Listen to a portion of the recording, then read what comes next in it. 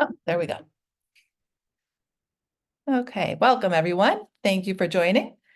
Oh, you know they're Dashtis. That's excellent. So that's kind of Persian too. And those who, thank you for pointing that out, because in addition, so this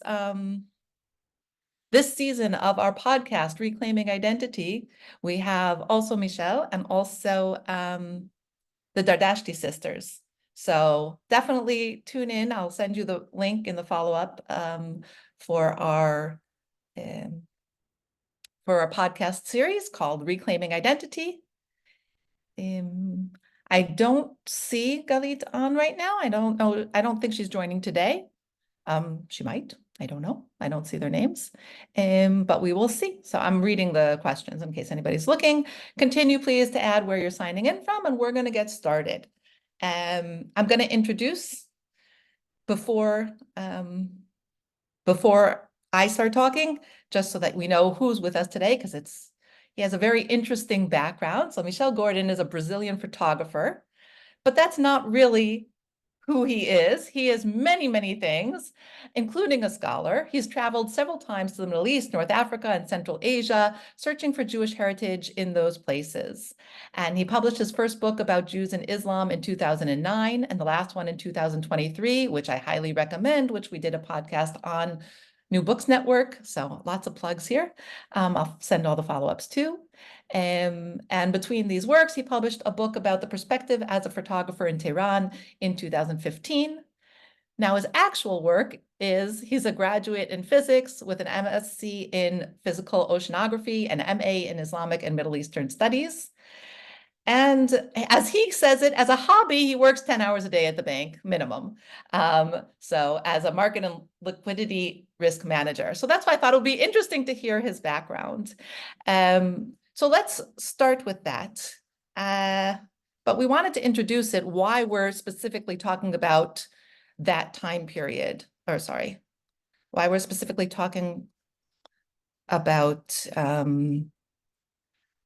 Iran at this time of year. And for some reason, I'm having issues. I just showed it before. Okay, here we go. Now I can do it. Share.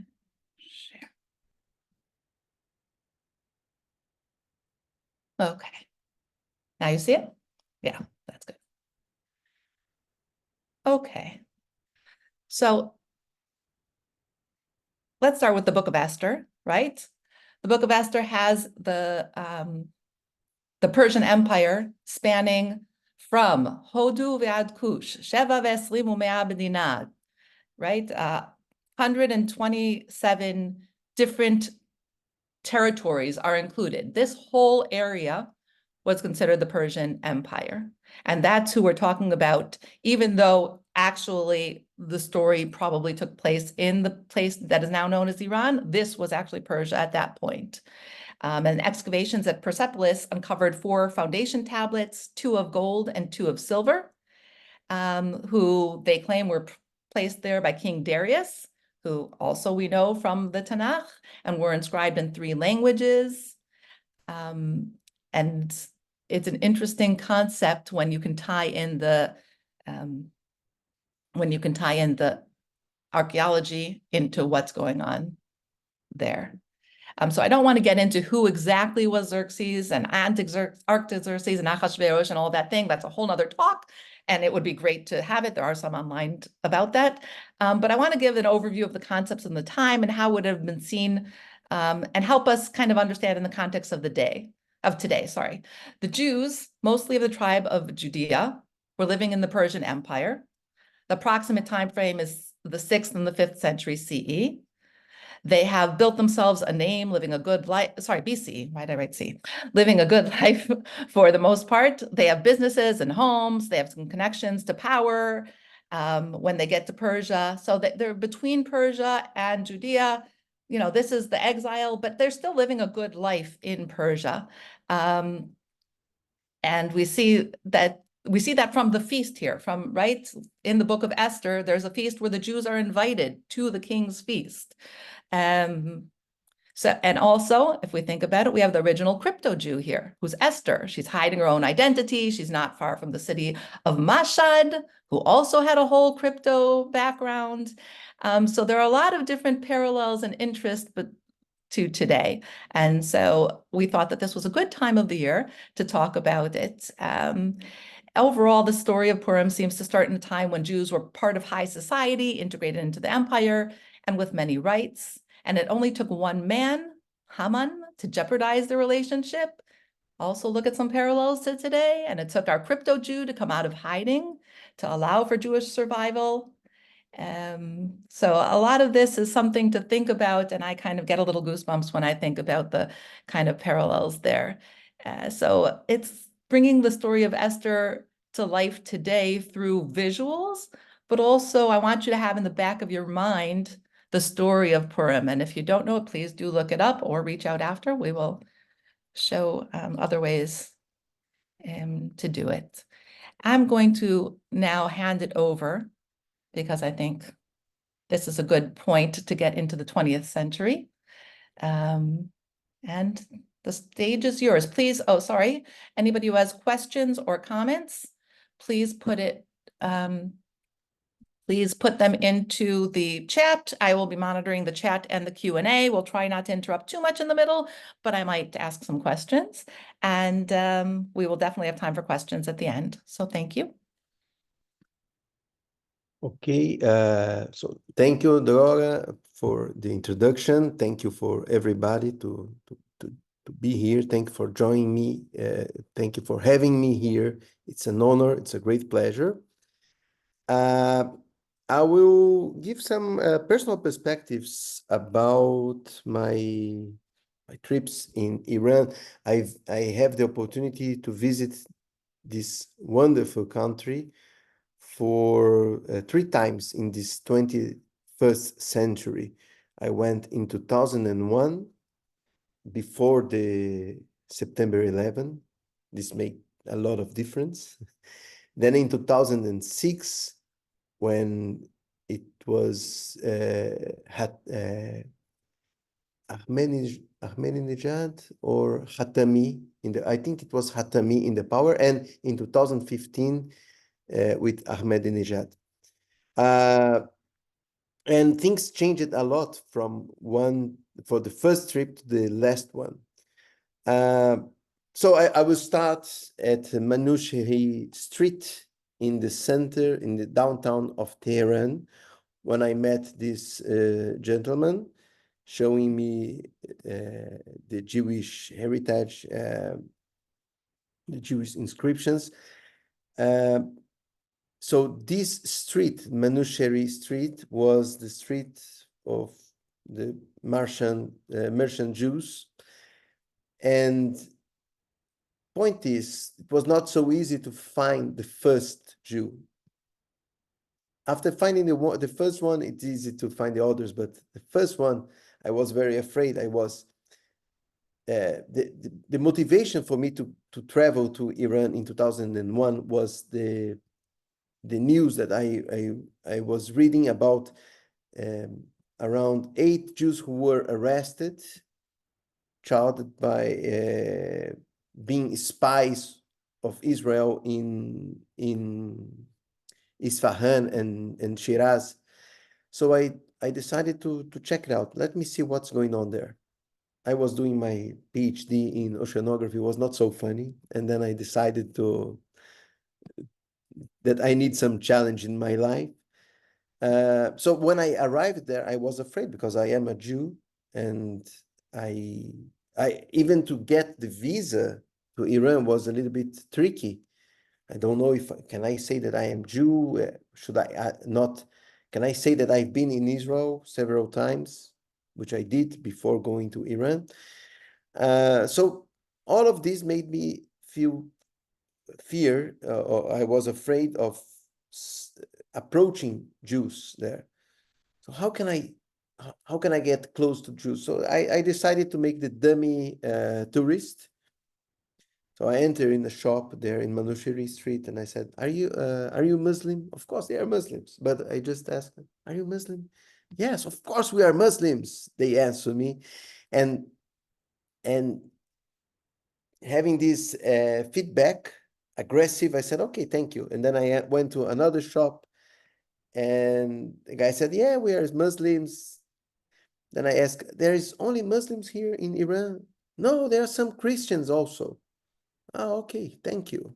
And another shop, until I reach a guy who said, no, there are a lot of different religions here. We have Zoroastrians, we have Jews, Christians. Then I said, Jews, really? Yes. And then the guy said, you see that shop there? It's a Jew. I found them. Then I entered the shop.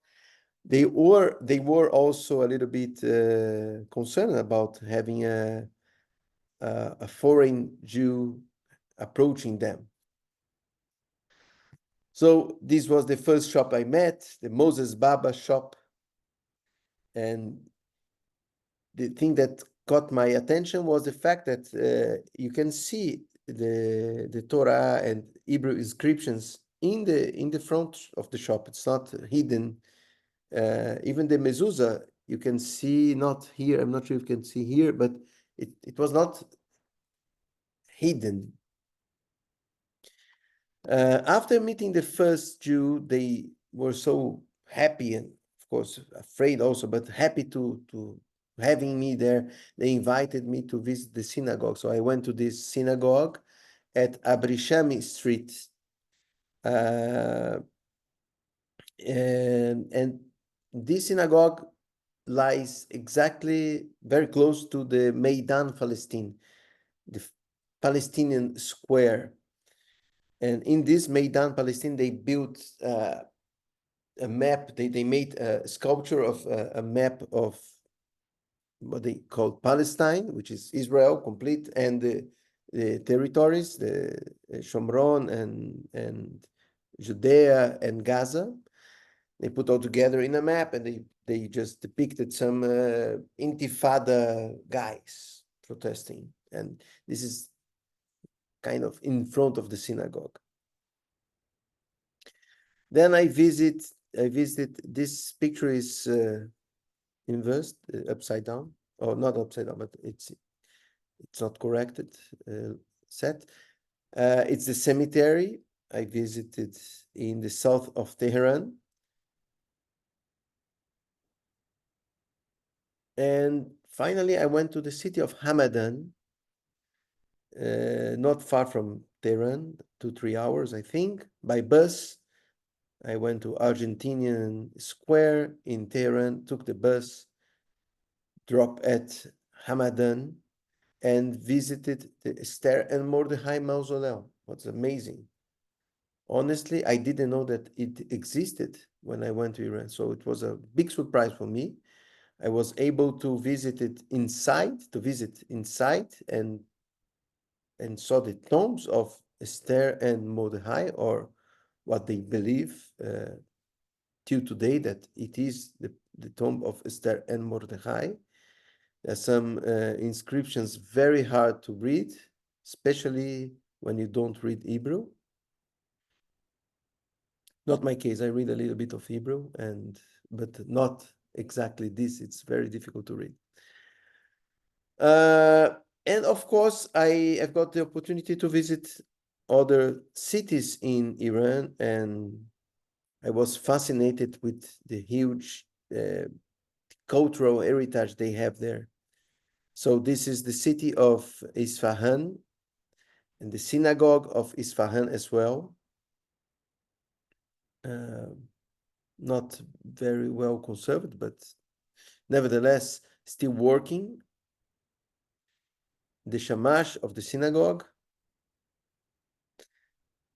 This is the COC bridge, in the name of the bridge related to, I think it's the 33 surahs of the Quran, and it's a wonderful bridge in the city of Isfahan. Isfahan it's amazing, and it's a shame that it's not easy to visit, let's say minimum. Then I visited the city of Shiraz, and somehow I was now in a good shape to find Jews. I didn't need to ask them. I just follow some people and said, no, this guy, this man, he's a Jew. And I just found them entering into this synagogue in Shiraz. Then I entered the synagogue. I was invited by this lovely family for a Shabbat. It's a Jewish family. Then I went to the city of Kerman. In Kerman, if you pay attention, you see this red telephone here. It's necessary for the minyan. So to complete the 10 minimum adult Jewish men for praying for the Shacharit and other prayers, sometimes they have to call people because it's a small, it is a small community. This man name is Ben Ur, and this is the synagogue of Kerman. Then, sorry, just to confirm, yeah, this is the synagogue of Yazd, the city of Yazd. So I visited all the synagogues that I could, but I was doing by myself. So I was not at that time a great photographer, as you can see. I just took the pictures, and it was more historical register and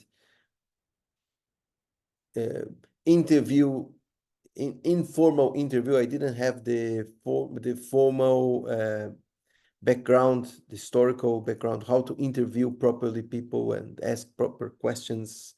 I was just traveling, and this is the city of Yazd, wonderful Yazd.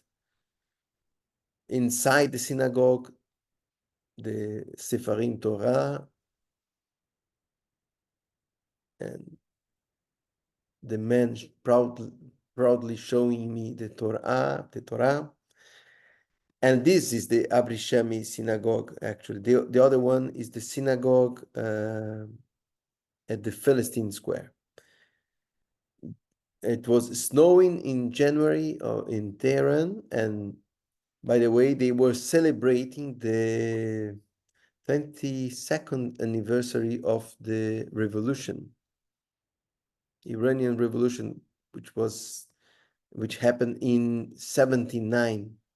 So my generation don't know Iran before. I was born in 74. Well, I don't know Iran before revolution. So we know Iran as the enemy, the first number one enemy of Israel, but it was not like this before, during the Pahlavi period. On the other hand, before Pahlavi, the Qajar dynasty, for example, was very bad for Jews. The Jews didn't have rights, and there was persecutions and forced conversions from there were the case of the Jadid al-Islam, the Jews who converted or obliged to convert in Mashhad, and they were just back to Judaism during the Pahlavi government. But this is the Abrishami synagogue. This is the Jewish hospital. See, it's written in Hebrew in the street. There's no, it's not hidden. Old synagogues in Old Tehran, and the calendar. They gave me the calendar of Rosh Hashanah, and which the Iranian flag.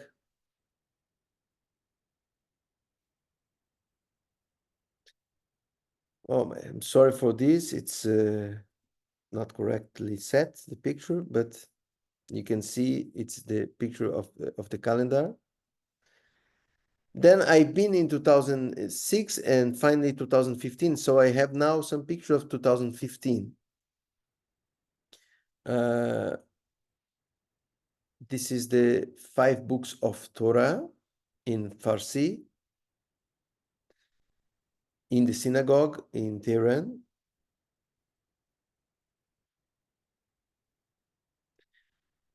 This book is the Protocols of the Elders of Zion in Farsi. This is a member of the Qajar dynasty in the Golestan Palace. It's just a joke. Sorry, guys.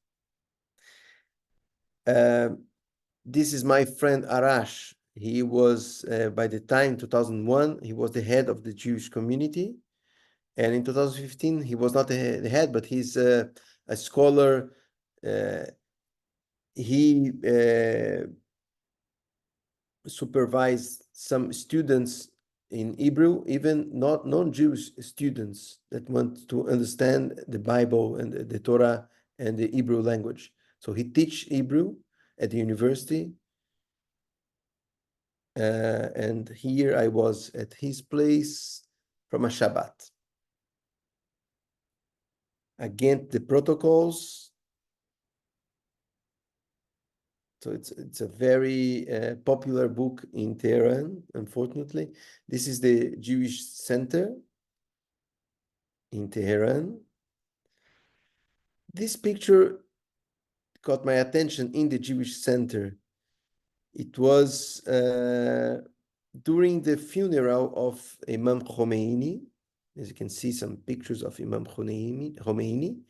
And these guys belong to the Jewish community of Iran, and they are regretting the passing of Imam Khomeini, saying that he was good for the Jews. So it's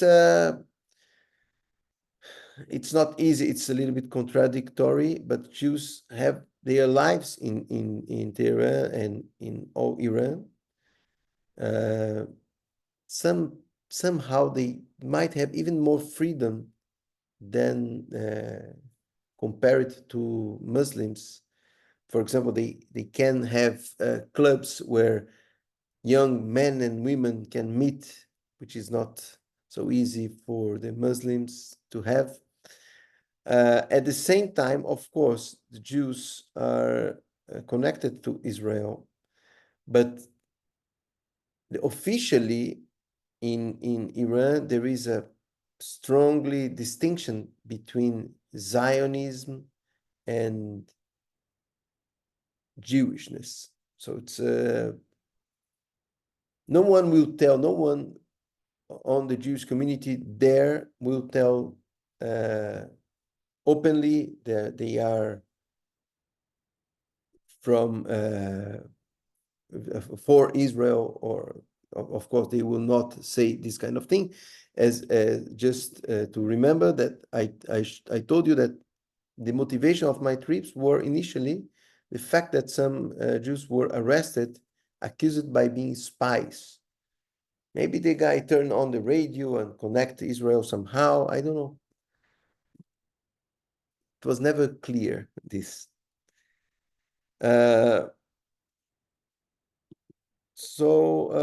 Wait a second, maybe.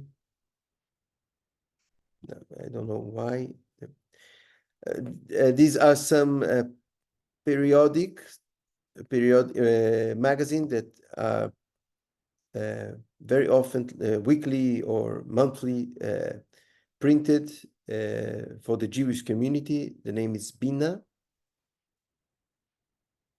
Another Sefer Torah and Jewish stuffs. And this is the library. I remember the first time I visited this library in 2001, I couldn't take a picture. But in 2015, I was able to take the same picture, the same place with the Khomeini surrounded by the Jewish panels, and in these shelves there is the Mishnah, the Talmud, the Mishnah, the Gemara. For example, this is the Mishnah, and this is the Gemara, and the Shulchan Aruch. This is the periodic Bina. I think if you have any question, maybe let me just see. I have the Q&A here. Notice one of your photos of a red Magen David and the swastika in the middle. Yes, this was the book of the protocols. It was on sale in the streets, in the bookshop. And I don't know if there are two questions. Why, just Yes. know if you want it in the middle. What in general are the Jews of Tehran doing for work or careers? I have a very different careers. There's some doctors, dentists, craftsmen.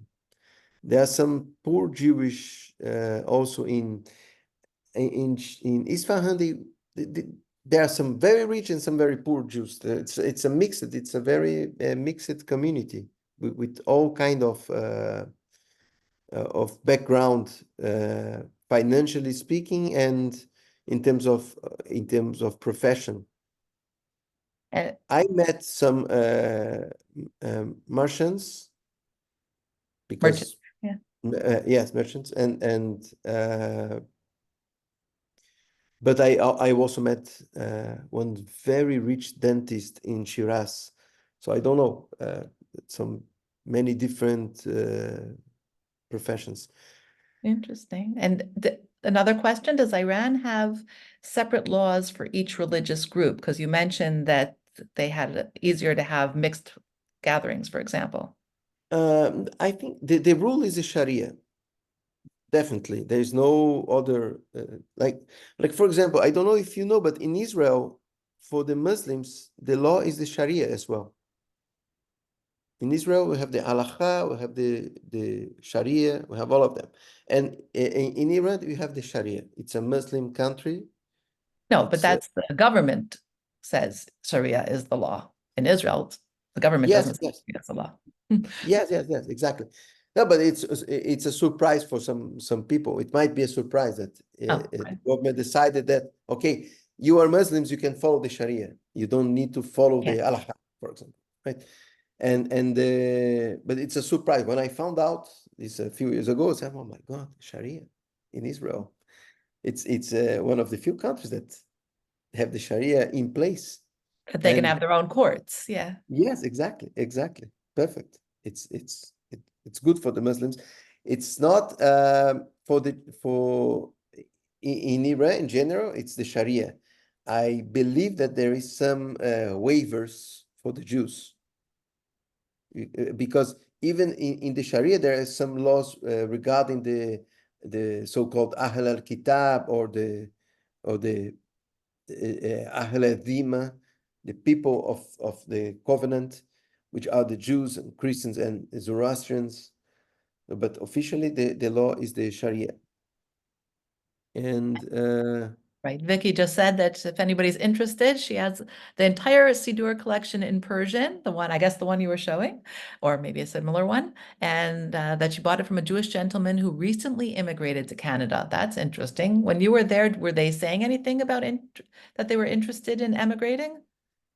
um, no, but I noticed that there were some people said that they want, but it's a very small talk. They don't say public, they don't publicize it. And I noticed that in the first time I've been there in 2001, there were around 20,000 Jews. And the second, in 2015, the third time I've been there, it was around 12,000 Jews. So it's slowly reducing. And these numbers are very flow. It flow. It's not official. It's just a number that Mr. Arash gave to me. He said, first time he said there is 20,000. And the last time he said there's around 12,000. But it's not but it's a feeling of people moving. Even when I was in Israel, living in Israel in 2016, I lived 1 year there. And when I was in the Ulpan studying Hebrew, there was a guy from Iran. So I've been from Iran now. I That working in the he had just come? yeah, just arrived, and he said, "My uncle, it's in Mahane Yehuda. I will work there in the shop, and that's it." So, of course, there is a huge migration, and still, it's the second larger Jewish community in the Middle East, just after Israel, which is a surprise also for some people. But the funny thing was that when I arrived when I met the first Jew in Tehran, I asked him, "Wow, why there is Jews here in Tehran?" Right. And then I told him that I am in Brazil. And then he asked me, why there are Jews in Brazil? And of course, his question is much reasonable than mine, because Jews, as Dror just said, they are in Babylon exile, even before Babylon, maybe in the Assyrian conquest, the 12 tribes, I don't know. Maybe there were Jews there in the Persian plateau, let's say. So just going on, if you have any question, I don't see the. No, there's nothing now. I'm sure there will be more as you keep going, but Okay. Uh, I've been so in this picture, it's an interesting picture because it shows the face of 5 Jewish men who died for the Iranian Republic, the Islamic Republic of Iran, against Iraq in the Iranian-Iraq war between 1980 and 1988. So it was amazing to see that some Jews fought for the Jamhuri Islami Iran, and they give their respect in the cemetery. They are in a special place. This is again another picture of the Jews protesting or crying for the death of Imam Khomeini. Another Jewish periodic, some Jewish stuff that I met in the shops and I didn't buy. I cannot believe I didn't buy it. And finally, I think it's I don't have pictures. I have more pictures of Iran itself, but for the Jewish community, I believe this is the last picture I have for the inside of the Abrishami synagogue. As you can see, it is working. It's beautiful. A lot of Persian carpets all around, which makes it more beautiful. And I think I have some more pictures. Sorry, I thought it was the last one. This book is The History of Iran by Habib Levy. I have the English version. It's a very interesting book about the Jewish life in Iran since the times of the Persian emperors. Inside the synagogue, the Persian carpets in the synagogue, the brachot in Persian and Hebrew. I love this. I just took this picture in the metro station because first, aesthetically, it's very beautiful, but the idea here is that the chador is the key for heaven or for something like this. So it's a propaganda for wearing the scarf or the chador. Even Jewish women wear the chador, or not the chador, but the scarf or because and they say, when I ask, are you obliged to wear this in the head? And the answer was yes, as per the Jewish religion, we are also obliged to wear a protection or to cover the hair. So they follow as Drora said, I studied Islam in the masters in Jerusalem at the Hebrew University in Jerusalem. And one thing that also caught my attention is the similarities between Islam and Judaism. I have the impression that Islam is a Judaism for everybody. Like Judaism is just for Jews. We are not proselytists. We don't try to convince. And if someone wants to convert to Judaism, we make it very difficult. Are you sure? You know, we are persecuted for 2,000 years. Why would you like to join us? But And Islam is like it's a very similar. We look to Jerusalem. One day they decide to look to Mecca, but they have the idea of looking towards a place. But they We keep proselytize, yeah. we keep Friday, Saturday. They keep Friday. It's and we have our pray, the most important pray that Shema Israel Adonai Eloheinu Adonai Echad, and they have the La ilaha illa Allah. So it's there is no God but God, and our pray is God is one, God is one. So it's the same pray. It's just they just have a second sentence, which Muhammad Rasulullah, which means Muhammad is the prophet of God. It's his messenger of God.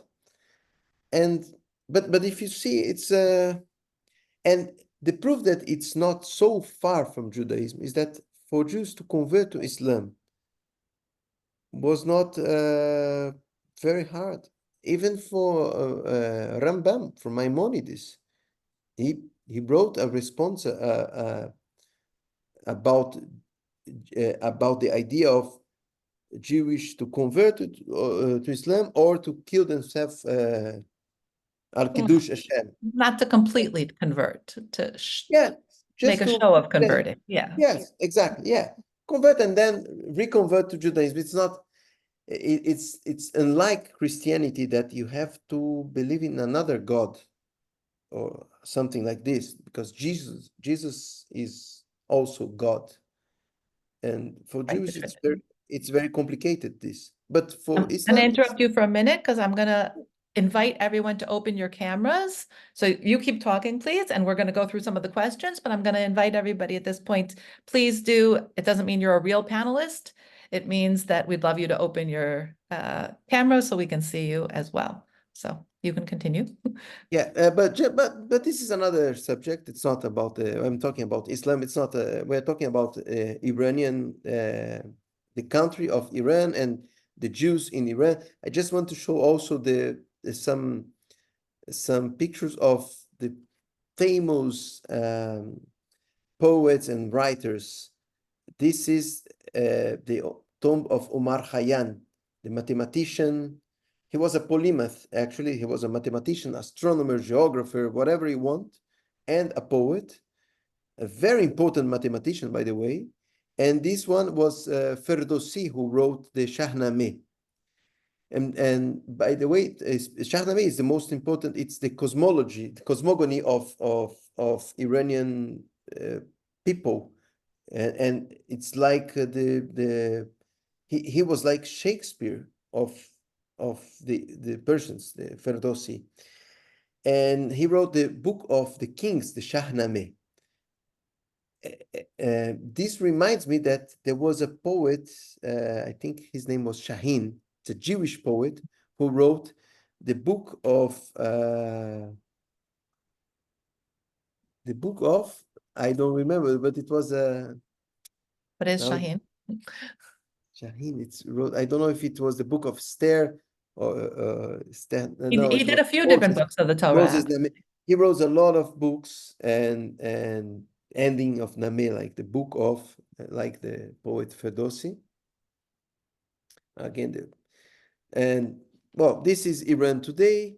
They have this US flag on the building just to show that, and these are actually bombs falling. Each red line, it's a bomb falling, and they write down with USA, but in the streets they don't say that. Most people like US there. I see in the streets, it's just propaganda. It's not. Again, this is the cemetery that I visited in 2015. I revisit the cemetery, and this is a Jewish kosher restaurant. This is my book, the first book I published in 2009. So I went in 2015 in Tehran, in the streets of Tehran. This is the Valley Az street, the most important avenue that it's a vein from north to south, cutting Tehran in two sides. And this lady, she's a Persian woman, not Jewish, and she's looking at my book exactly at the page of the Esther and Mordechai mausoleum here, and she's fascinating. She's fascinated, and she's a Muslim, so it's not a big issue to speak about Judaism and in the streets. Just don't meet any government officer or kind of. I made a mistake once. I was taking a picture of a woman in the street, and I didn't realize it was just in front of a special place from the military. It's a military military place. So I was invited to go inside, and the guy asked who you are, what are you doing, and then I saw, my God, because I am Jew. So I just, if they start digging, and I don't know, it was just a stupid picture that I was taking. Then I just played the dummy guy. I said, oh my God, I'm sorry. I showed him the picture I took. Ah, it was for this woman. I'm sorry. I'm sorry. And then the guy believed it. And it was true, actually. But Okay. it So I was think you very. just answered Vicky's question. Did any of the Jews you met in Iran dare to express their thoughts on the present regime? It sounds like. Vicky, I don't know, because they expressed their thoughts, but I'm not sure if they are the true expression of their thoughts. Like they say, it's okay. We have some freedom. We have our lives. We go out. We have our clubs. So are you okay? Yes, he answered me. But is there, so I couldn't even go further. If you have the feeling that you cannot go further. You cannot ask the question, what about Israel? I cannot ask this question. I cannot. I just cannot. Because That was going to be my you question make because they them come up. uncomfortable. And so I don't know if they really told the truth. But one or two said, no, we want to leave this place. It's not good. It's not, they generally speaking, when I talk to them, I have the impression, but this is very personal. I have the impression that they live their lives like I live here in São Paulo. Although my president say, you know, things that with his anti-Semitic sentences, I live my life normally here. If I go to the Jewish club here or to the synagogue, there is policemen in front of to protect, as in US, everywhere in the world, for the Jews. Not for all the religions, but for the Jews, we must have a police officer or police, a car taking. So it was like this in Tehran, and they said, it's okay, it's my life. I go for work, I go I go to my club, I go to teach, and that's it. I don't ask too much. And by the way, this is not only Jews, even Iranians themselves. Because I stayed in a friend's place, and a young guy, a friend of a friend, and this young man, he has some simple drugs at his place, like marijuana or this kind of thing. He offered me. I'm not for this kind of thing. I don't like it, but he offered me and said, no, thank you. And he went to his kitchen and start smoking marijuana. And he asked me, you want to drink something? I said, do you have drinking here? But I thought it was not allowed to have drinking. And he said, we have everything here. Everything is okay. Uh, uh, we can buy not officially scrum but if you say something against the government, they will take you and they say you have drugs, you have drinks, you have this, you have that. So we just live our lives. The government is their policy, they do their stuff, and I do my stuff, and I live okay. They don't disturb me, I don't disturb them. If one day I criticize the government, then they will say, oh, why are you criticizing me? Let me see your background here. You have drugs, you have drinking, you have fines, so you go to prison, and you might not live. So this is not for the Jews only, but it's a dictatorship. That's it. It's a dictate. It's not a democracy. Simple. Not so simple, but okay. Yeah, no, it's simple. I mean, it's simple to explain. Right. It's if you go to Cuba or if you go to Venezuela, you don't have freedom. Brazil, it's going to this direction. Anyway, So Janine is asking, did you meet people who could speak about their families going back to the Assyrian or the Babylonian Empire, like that really could trace their lineage back? I don't think no, they're I think uh, you know, in genealogy, you might choose your ancestors somehow. For example, I tell by myself, I was digging into my ancestors and I reach the Maharal of Prague. So I said, okay, I am a descendant of the Maharal of Prague. And I can trace actually, son of the son of the son, I can trace. And it is said that Maharal was ancestor, his ancestor was King David. So I am I descendants of belong to the David. I could be even the Mashiach because it comes from the house of David. It's not the case. But I was reading that the King Charles might have been ancestor of Muhammad. There's some theories that Descendants. come. Yes, yes. And so if you going back to the question, uh, they are not descendants of the Jews of Babylon. It was mixed. How can they trace this?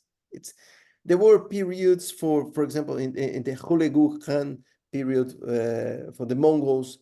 The Mongols invaded the Persia and destroyed completely everything.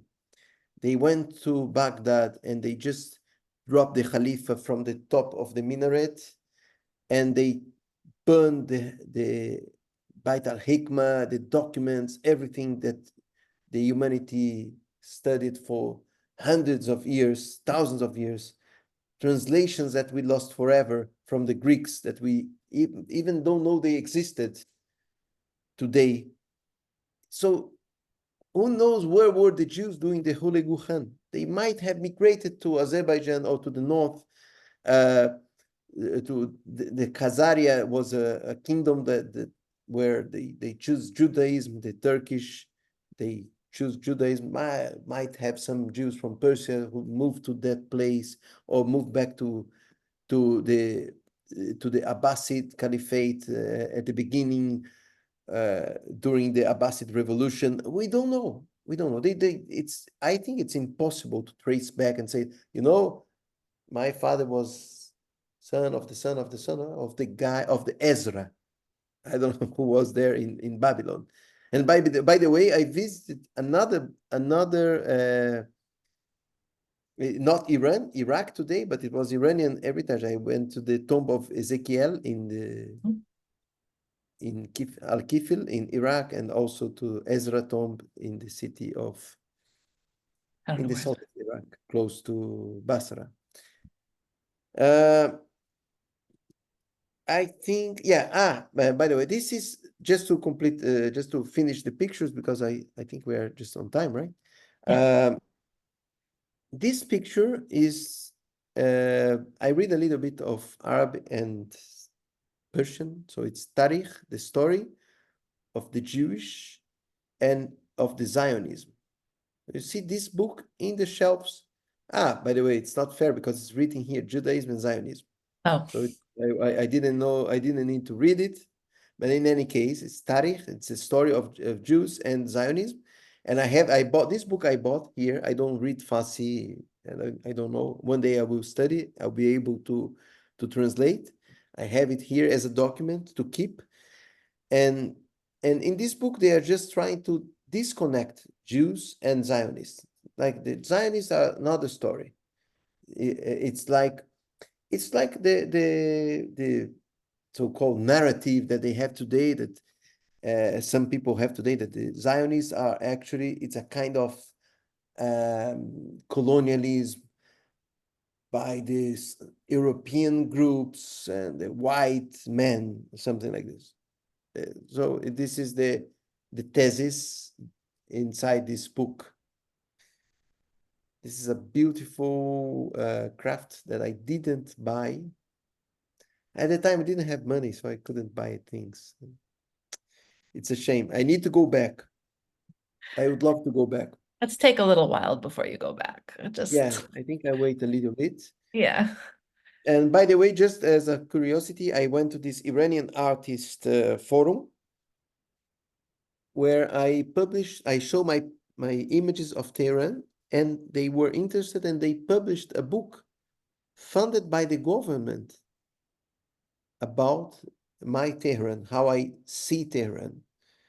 And together with my friend, a female friend that I have in Tehran, she's a photographer, so we both uh, published this book with a foreign perspective and a local perspective of Tehran in black and white, funded by the government and by this Iranian Artist Forum.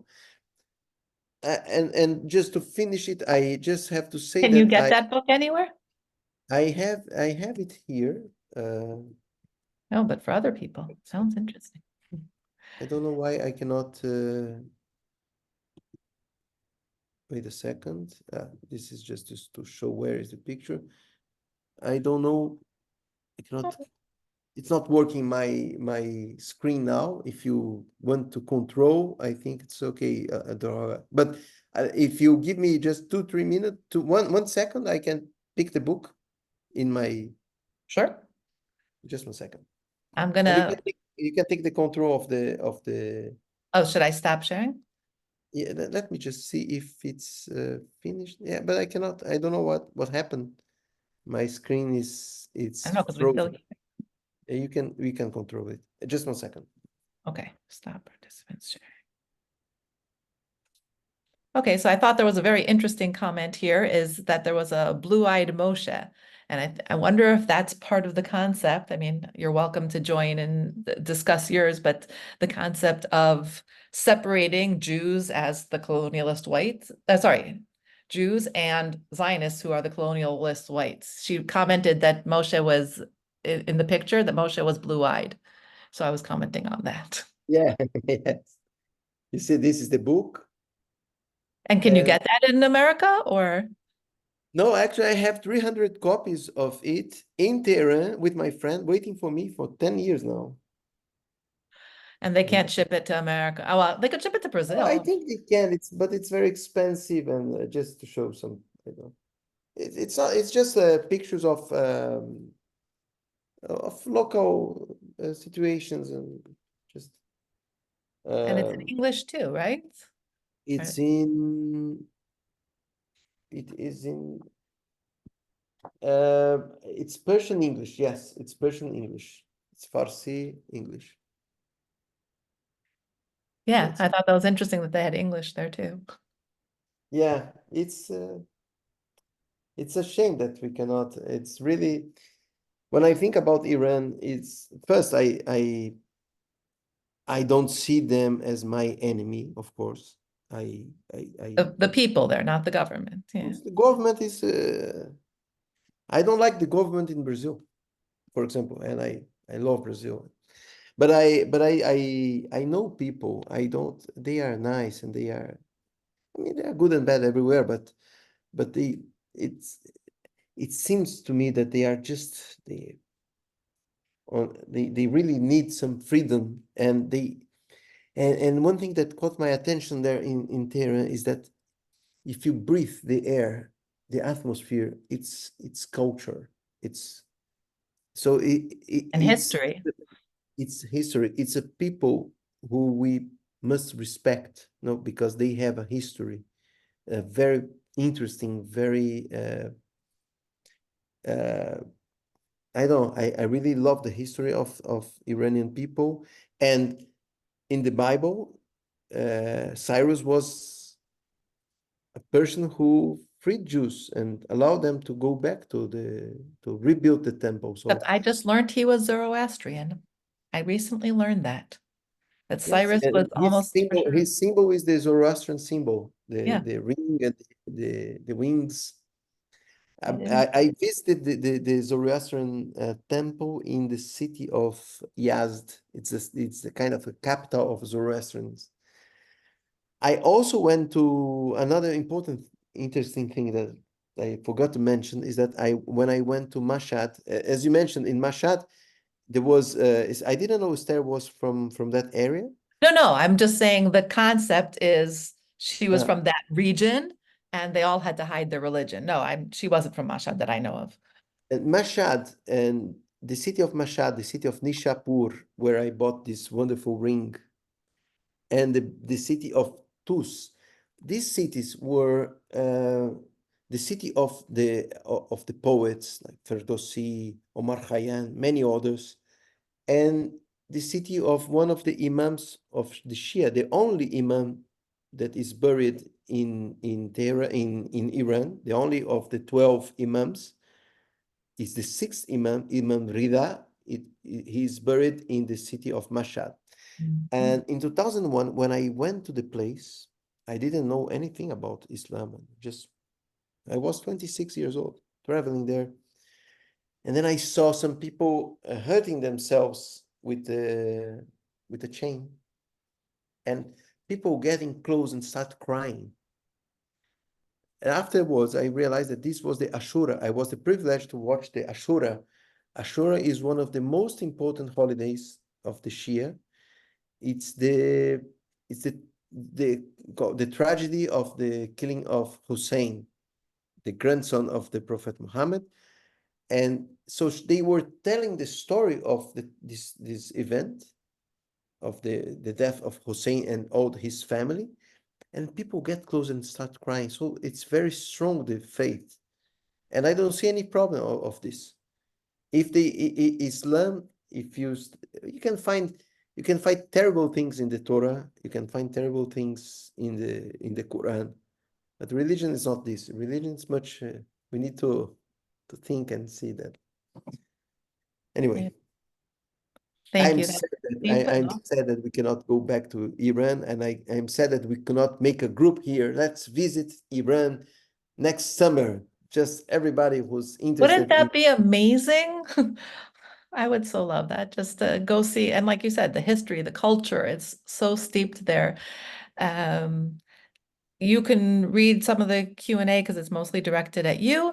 I Yeah, don't want to touch upon right now the conversion because there are issues. And like you said, it's easier to allow people to convert to Islam than Christianity. Although we have a whole crypto series that talks about that. So we're happy to talk about it there. That's just a little beyond the scope of what we're doing here. Although I have to mention that I don't know who ML is, but I like his or her comments because they commented that you had the blue-eyed Moshe, and now that person is saying also, Jesus also is blonde hair, blue-eyed. But that's a way to look. Jesus lived who in knows? Israel, so he was a Zionist, right? No, I'm just joking. Yeah. I, Well, let me just answer some very quickly questions here. Some São Paulo or Rio. I'm from São Paulo. Can anyone go to Mecca? As anyone can go to Jerusalem? It's not so easy, but I've been in Mecca. But it's not so easy. Just you were allowed in Mecca? you must be Muslim. So Yeah, then the guy asked, "Are you Muslim?" And then I learned from my good friend and professor Norman Stillman that I am a mu'amin, a faithful right. mu'amin. And I said, "Ana mu'amin," and the guy said, "Anta mu'amin," so enter Muslim. So he concluded that I am Muslim. I didn't say. I just said that I am a mu'amin, and then he drove me to Mecca. Wow. But this is not anything related to religion. It's just the government say that to Mecca only Muslims. It's not a religion. It's not any rule, Islamic rule that prohibit or No, but it's the government doesn't let you in because when my daughter went, she wasn't allowed to Mecca. She was in yeah. Riyadh. Yeah. So you have your Yeah, first tourist to come with you. Vicky said she's coming on the tour uh, of Iran. excellent. I would love to. I would love to. And I think that's it, right? You answer already Yeah. the conversion, and I don't have any idea who is Hermanus Baumstein. I'm sorry, I don't know. Okay. Maybe afterwards we will. I want to say thank you very, very much. And please do let us know what you feel about it, how you enjoyed it, and what else we need, because he's got many, many countries he's visited, and a lot of background also about Islam and Islam-Jewish relations, and a wonderful person to get to know. So I am recommending continuing. I also want to make sure that you follow us. On Tuesday, we have together with Kesher, our book club, We Are Not Strangers, together with with the author Josh Tweedinga. I hope I'm pronouncing that right. And I look forward to seeing you all there and in our future. Thank you so much. And Michel, always a pleasure. Thank you. Thank you. Thank you so much. Thank you for everybody. I hope I'm sorry for my English. It's not the perfect one, You but always say that. Amazing yeah. English. Okay. So thank you. Thank you, everybody. Bye. Bye bye.